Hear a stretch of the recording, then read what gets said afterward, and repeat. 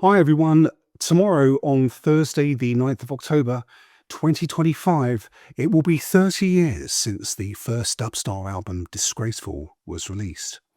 Now, I think we sort of just glossed over the 25th anniversary, obviously 5 years ago. This was during the COVID pandemic, so there wasn't really an opportunity to really get anything together, I suppose. Whereas this time round, I don't know, I think I'd just like to give you some thoughts about the 30 years that have passed since the release of this record. So let's talk a little bit about Disgraceful itself. It was the first record, the first album that me, Chris and Sarah had ever made together, that is. And it's interesting. It's a sort of unique Dubstar record because it was a compilation, really, of the best songs that we had around in our repertoire for many years. I suppose you could go all the way back to 1987 with Elevator Song, all the way through to 1995 when The Day I See You Again was, the writing at least, was completed. So it was sort of the best songs that we had from the entirety of our lives prior to that moment, if you know what I mean. So it was very different to the rest of the Dubstar records in the sense that in some ways it could even be considered a best of Dubstar. The cliche, of course, is that you have your whole life to write your first album and 6 months to write your second. But I listened to Disgraceful in preparation for this recording, and I liked it. In fact, I can see why it's considered to be the best Dubstar record. I can see that. And then I had a little think about, well, why would that be? What is it about Disgraceful that is better than Goodbye and better than Make It Better, and I suppose also better than the unreleased albums? So they're in a sort of different category, the two United States of Being album. Something kind of dawned on me, which I'd like to share with you. It's a sort of just a reflection of, I suppose, what it's like to be a songwriter and what it's like to be a musician. But I realized that almost every song on Disgraceful was not written for Disgraceful. If you think about Stars, for example, that was written before me and Chris had ever met Sarah. Anywhere was written in 1991 and completed in 94. So that, I think Anywhere was the first Dubstar song. But even that was written years before we met Sarah. Just a Girl had grown out of a poem that Sarah had written before she'd met me and Chris, and married with a composition that I had written for my music A-level exam in 1989. Elevator Song, written in 1987 when I was still at school, and it goes on like this. And then, of course, if you throw in the Brick Supply song, Not So Manic Now, and the Billy Bragg song, St. Swithin's Day, and you've got the song Disgraceful as well, which was written in 1992, yeah, you can see that basically Disgraceful, with I think only really one, maybe two exceptions, it's a compilation of songs that were never written to be on albums. They were just sort of individual songs that were written to exist on their own, I suppose. If you compare that to Goodbye, most of the songs on Goodbye were either written for that album or they were kind of repurposed from earlier versions of the band. So, for example, Girlfriend was a repurpose of a tune called Joni, which we had put together for a live show that happened in Middlesbrough in 1994. And of course, No More Talk, again, was a song that I wrote at school in 1987. But then a whole load of the other songs, such as It's Over and Polestar, Say the Worst Thing First, Inside, Let's Go, When You Say Goodbye, these were all written for a Dubstar album. And so I think they've got a bit of a different feel. And then, of course, when we get to Make It Better, then that whole album was written to be included on a Dubstar record, apart from, of course, the Kirsty Hawkshaw song. called Mercury. So, what is the significance of this? Well, I think that you can draw a comparison to the songs that appeared on Disgraceful with the songs that we used as B-sides. You see, I've spoken in other moments that the songs that were written and recorded for B-sides were moments where I, as a writer, and the three of us as an act, we could sort of relax and just do what came naturally without the pressures, I suppose, of the music industry and the expectations of the record company or even our audience, to consider. We were just making the best music that we could, but I suppose ultimately by our own criteria. So I think you can find maybe there's two versions of Dubstar. And I know which one I prefer. There's the version of Dubstar that you find on Disgraceful, that you also find on the B-sides that we recorded for all those singles. And you also find it on the two United States of Being albums as well, which you'll find on the Dubstar archive. What do these songs have in common? They were all written to be just as good as they could be. They weren't written as a career move. They weren't written for an album or for the radio or anything like that. I suppose in a way you could say they were written with, I don't know, artistic integrity, but you could certainly say that they were all written with a kind of naivety, a sort of childlike enthusiasm just for making music. And that's certainly why I prefer that version of Dubstar. I think if I were to list the Dubstar albums in terms of what I think are musically successful and the ones that I prefer, I think my favourite has to be the first version of United States of Being. My second favourite would be Disgraceful. Third would be the second attempt at United States of Being, and then Goodbye, and then Make It Better. And I think you can kind of draw a line through these, as I said, where the naivety and the, I suppose, just enthusiasm for making music came through, as opposed to the anxieties and the pressure of making a chart record may have shone through. So, yeah.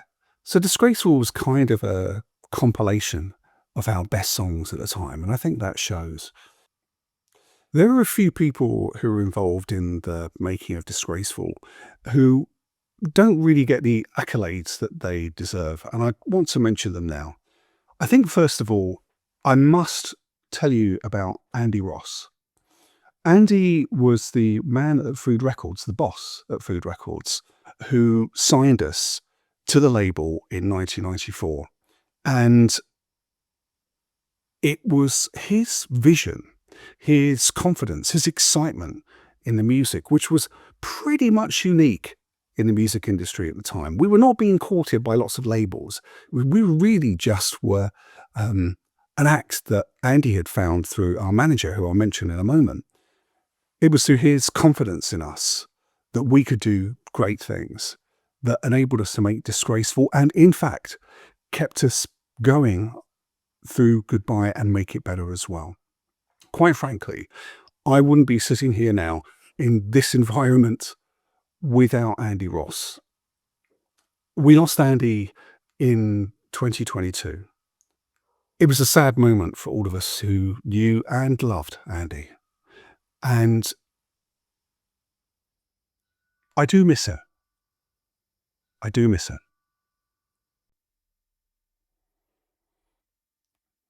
Thank you, Andy. We all three of us, owe you a lot. I also have to mention Graham Robinson. So Graham was the chap from Darlington who I think it's fair to say he kind of discovered us. So I've detailed the stories of how Graham had given me a cassette of his version of Not So Manic Now. He was producing a band called Brick Supply. And I think that when he discovered that we had an act that was actually covering that song, and I think he rather took to Sarah as well as a front person. Um, he took us under his wing and helped produce the first demos that ultimately got assigned to Food Records, and of course co-produced Disgraceful as well. I did not enjoy that process at the time. I mean, basically, up until that point, that no one had come along and produced this. I suppose if there was any production going on, it would have been my work. And so I found it kind of difficult to let go. But I see now, in fact, I've known for a while, but I particularly see now that the work that he did with his best friend, the keyboard player John Kirby, took what we were doing and I think it made it more presentable. I can't think of another way of putting it, but it, his work had quite a big impact on the sound of Disgraceful. And so, although we didn't work together again, and although Graham did manage us for a while, we weren't managed by him for very long. It was Graham who shepherded us through that process. And I'd like to thank you for that, Graham. I think if I didn't appreciate the work that you did at the time, I certainly do now. Let's not forget Stephen Haig, who has been a bit of a mentor for Dubstar over many decades now, and of course did sterling work on Disgraceful and of course Goodbye as well, and a whole load of tunes from the United States of Being sessions, which have yet to be heard, but will be heard at some point. Stephen was a very calming, but also enthusiastic figure to have around in the studio. And I really do value the input that he's had at times to Dubstar and also, of course, particularly on Disgraceful. And I have to tell you, I think one of my most exciting or excited moments in the act was hearing Anywhere come back through the speakers, having been mixed by Stephen and Mike Spike Drake, who I must also say hello to. Hearing that tune come back through the speakers for the first time, that was properly a moment. That was really exciting. That was, I think, the first time when I'd heard any of the songs that you know as Dubstar and think, wow, this actually could be something. And we had a similar moment a few months later as well with Manic. So thank you for that, Stephen. And also thank you, Spike. Hope to see you soon. It's been way too long. I also want to say thank you to various people at Food Records. First of all, Miles Jacobson, who really doesn't get mentioned that often in the story of Food Records or Dubstar, but he was our man at the label, I suppose, throughout the Disgraceful period. And he was fighting the corner for us in ways that I don't think we appreciated or even saw at the time. Miles has gone on to do great things in a different field. And although we haven't seen each other very often in all this time, whenever I do see Miles, it's always a pleasure to catch up. So once again, thank you for your work on that, Miles. I also must say thank you to Joe Power, who joined towards the later stages of the promotion for Disgraceful. Joe really took over many of the management roles that would otherwise have not have been completed, because Dubstar didn't really have functioning management very often in the time that we were together, and Joe fulfilled a lot of those roles. This is not the sort of thing that somebody working at a record company would normally do, but Joe did it. And once again, I don't think we realized the unusualness of that situation and how much was actually landing on her plate. We didn't realize at the time. Now I do.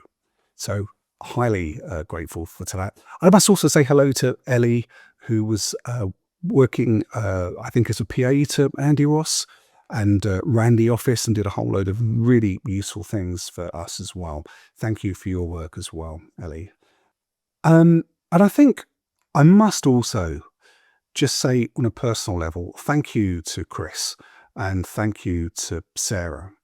When I've been listening through the Dubstar archive material, I have been really struck at how, although we had plenty of chaos in the act and we had plenty of dramas, there was always there was a bond of friendship that was, I think you could hear in the music.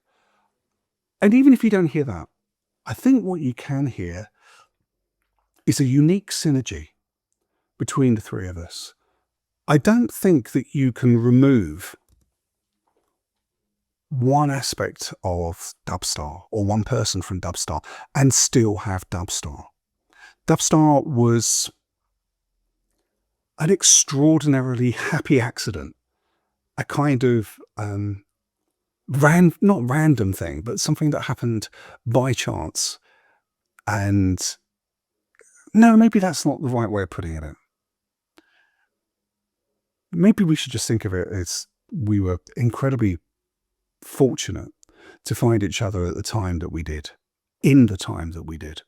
And we made some music that I love. And I love you both as well. So, 30 years of Disgraceful. Here's to another 30. Cheers, everyone.